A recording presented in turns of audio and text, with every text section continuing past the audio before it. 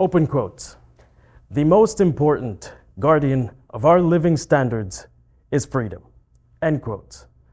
From writing an award-winning essay at just 20 years old to now running for the seat of the Prime Minister's office of Canada as the Conservative Party leader, the Honorable, l'Honorable Pierre Poilievre.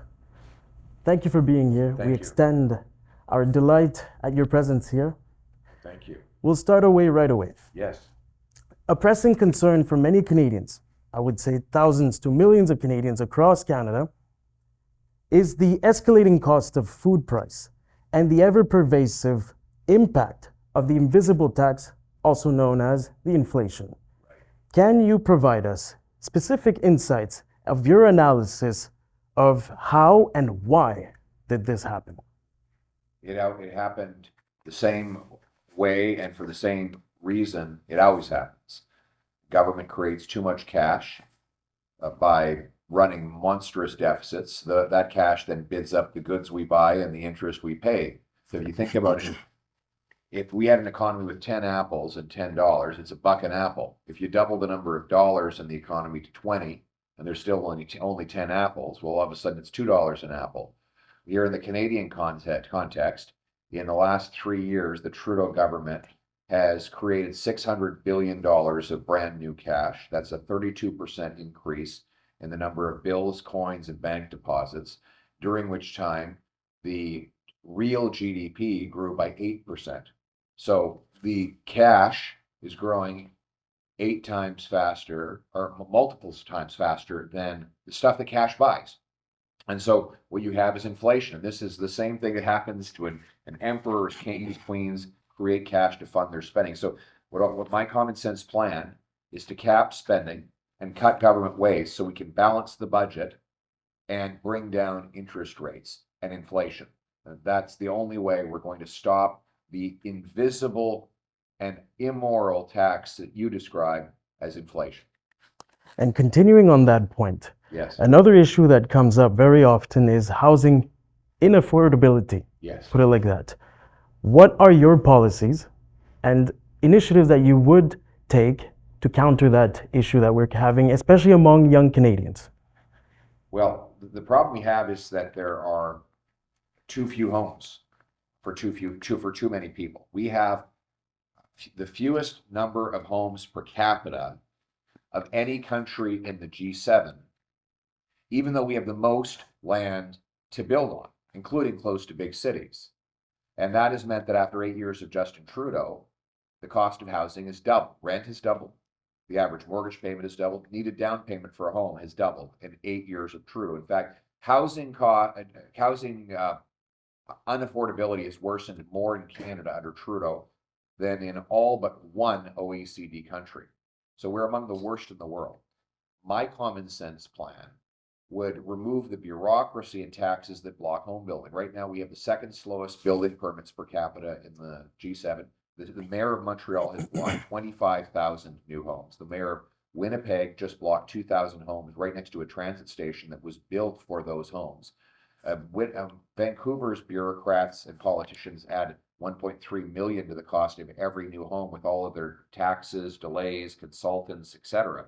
So what I'm going to do is require that cities permit 15% more home building per year as a condition of getting their federal money. If they hit the target, they keep their money. If they miss the target, they'll lose their money. If they beat the target, they'll get a building bonus. I want city-level bureaucrats to be paid the same way real estate agents are paid, on volume. The more homes they allow to be built, the more federal money I'll give them. The less homes they allow to be built, the less money I'll give them. So that they have an incentive to speed up, lower the cost, free up land, so we can build. I'm going to sell off 6,000 federal buildings and thousands of acres of federal land so that it can be converted into housing.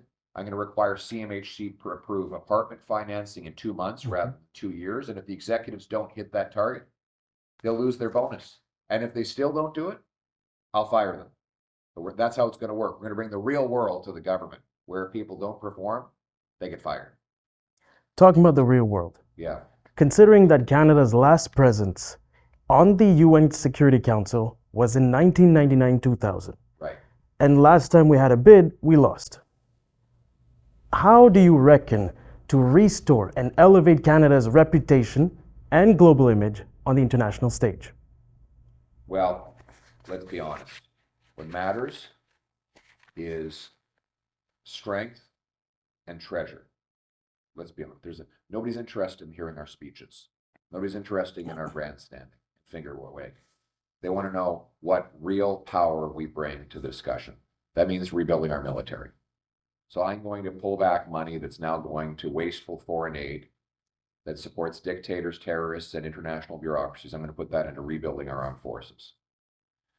Secondly, I'm going to unleash Canada's energy assets to become a geostrategic chess piece in the world chess game. Right now, we have the third biggest supply of oil on planet Earth, yet we're importing oil. And we're ceding the ground to dictatorships like Venezuela, Iran, Russia. We have 1,300 trillion cubic feet of natural gas, but we don't export any of it overseas. So my common sense plan would repeal Justin Trudeau's anti-energy laws so that we can produce and export more of our clean Canadian petroleum products, that we can starve Putin and other dictators of markets by replacing his oil with ours, turn dollars for dictators into paychecks for our people, and finally produce the minerals of electrification like lithium, graphite, cobalt here in Canada, which we have beneath our feet, by quickly approving mines and cutting taxes on these projects to bring the money home, bring it home to Canada, and bring the paychecks to our people. Jumping on to another topic, as concerns persist regarding ongoing human rights violations in Sri Lanka, Yes. particularly in connection with the Tamil genocide, what specific policies and diplomatic strategies will you advocate to address these violations? I build on the strong conservative track record of standing up to the regime in Colombo. First of all, remember, it was Brian Mulroney that first welcomed the Tamils to Canada, a conservative. It was the Harper government that pulled Canada out of the Commonwealth meeting in Colombo to protest the Sri Lankan government's genocide against Tamils. And that caused the world to turn and hold that regime accountable. Today, my common sense plan includes Magnitsky sanctions to specifically target guilty members of the Rajapaksa regime for their role in the genocide. We want to prosecute the regime at the International Criminal Court and the International Court of Justice. We will move motions for censure at the UN and in other international fora to hold the regime accountable for their abuses. And to recognize on the world stage that this was a genocide that they carried out against the Tamils. So we will continue to champion the rights of our Tamils all around the world against this oppressive regime. And targeted sanctions alone, is that enough? I don't think anything is enough. But we have to use every tool we have at our disposal. The great thing about the Magnitsky sanctions is that they can go right after the bank accounts of individual bad actors, freeze them, shut them down, block them from even participating in the global financial system or having bank deposits that are safe for commercial use. And that can do serious damage to their ability to operate. And it creates a deterrent for other thugs and dictators so that they don't do the same thing that the Rajapaksas did to the Tamil people.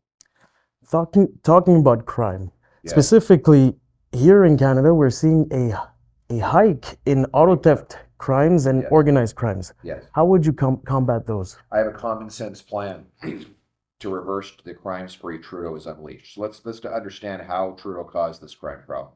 He passed C-75, which created same-day bail, catch and release. They catch the criminal, he gets released within a few hours on bail. He goes and does another crime the same day. He's caught and released again on bail. In Vancouver, under Trudeau's regime, they had to arrest the same 40 offenders 6,000 times in 1 year. 40 offenders, 6,000 arrests. That's 150 arrests per offender per year. My common sense plan would make repeat offenders ineligible for bail, parole, or house arrest. It'll be jail and not bail to keep them behind bars. Secondly, we're going to stop giving out drugs to addicts. Instead, we're going to give treatment to get them off drugs, bring them home drug-free. Third, We're going to stop wasting money going after lawful licensed hunters and sport shooters, who are the least likely people to commit a crime, and put that money into border security. That means keeping the illegal guns out, but also keeping the stolen cars in. Mhm. If you wake up in the morning and you see your car stolen, it's probably already in the middle of the Atlantic Ocean. It goes to the port of Montreal, it's put on a ship, it's uninspected, and it's gone. You'll never see it again. It'll be sold off in Africa or the Middle East. We need to inspect automobiles. We need to inspect the shipping containers that are leaving the port of Montreal. That is the port not just for Montreal stolen vehicles, but Brampton, Mississauga. Those same vehicles are driven over to Montreal, put on the boat over there and shipped away. We need to seal that valve because that's the way that that's what's creating the demand for all the car theft. But Trudeau doesn't want to secure our borders because he's putting in all the money into going after duck hunters and farmers. Pierre Poilievre wants to protect Canadians from criminals. Justin Trudeau wants to protect turkeys from hunters. Thank you for your time. Great to be with you, my friend. Absolutely. Let's bring it home.